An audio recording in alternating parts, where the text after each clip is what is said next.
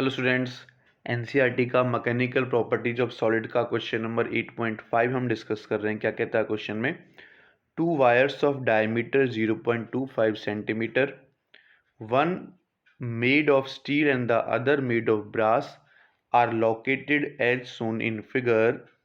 The unloaded length of steel wire is 1.5 meter and that of brass wire is 1.0 meter. Compute the elongations of the steel and the brass wire. Okay, तो हमें diameter दे रखा है बच्चों कितना, 0.25 centimetre.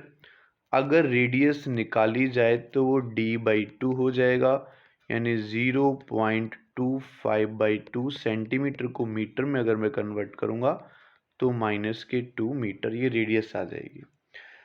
Now अब मुझे निकालना है यहाँ पर एलोंगेशन, यानी डेल एल की वैल्यू निकालनी है. तो पहले मैं बात कर लेता हूँ फॉर स्टील वायर. तो स्टील वायर पर जो फोर्स लग रहा है बच्चों, वो दोनों की वजह से लग रहा है. ये 4 किलोग्राम वाला भी लगा रहा है और ये 6 किलोग्राम वाला भी स्टील वायर पर फोर्स लगा रहा है. इसलिए हो जाएगा 10 × 9.8, ठीक है, न्यूटन. इस पे फोर्स हो गया. एरिया हम यहाँ से कैलकुलेट कर लेंगे. लेंथ हमें दे रखा है.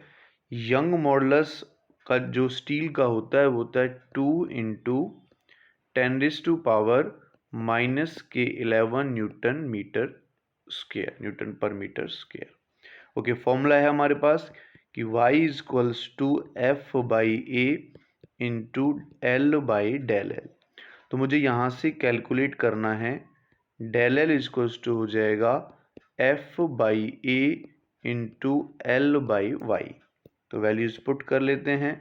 फोर्स है हमारे पास 10 × 9.8, लेंथ है हमारे पास 1.5, एरिया होगा πr² यानी 0.25/2 इंटू 10⁻⁻2 इंटू यंग मॉडुलस दे रखा है 2 × 10⁻⁻11.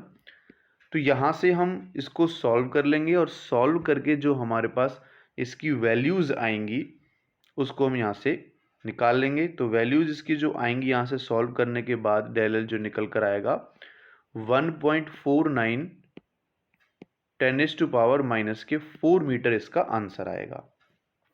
ये हमने किया स्टील वायर के लिए. अब हम बात कर लेते हैं फॉर कॉपर वायर. तो अगर मैं कॉपर वायर के लिए कैलकुलेट करूं तो फोर्स जो होगा ब्रास वायर. तो ब्रास वायर के लिए जो फोर्स है वो कितना है, केवल 6 किलोग्राम की वजह से लगेगा. तो 6 × 9.8 न्यूटन होगा. अगर मैं यंग मॉडुलस की बात करता हूँ ब्रास के की, तो 0.91 10⁻⁻11 न्यूटन पर मीटर स्क्वायर होगा. नाउ del L मैं यहाँ से अब सीधा निकाल सकता हूँ. ये वाला फॉर्मूला हम इंक्लूड कर लेते हैं. तो फोर्स हमारे पास हो गया 6 × 9.8, लेंथ है इसकी 1 meter, divided by pi r इसका सेम है तो वही लिखेंगे 0.25 × 10⁻⁻2 एंड यंग मॉडुलस 0.91 10⁻⁻11 होगा. तो यहाँ से कैलकुलेट करने के बाद जो हमारे पास इसका del L है वो आ जाएगा 1.3 10⁻⁻4 मीटर.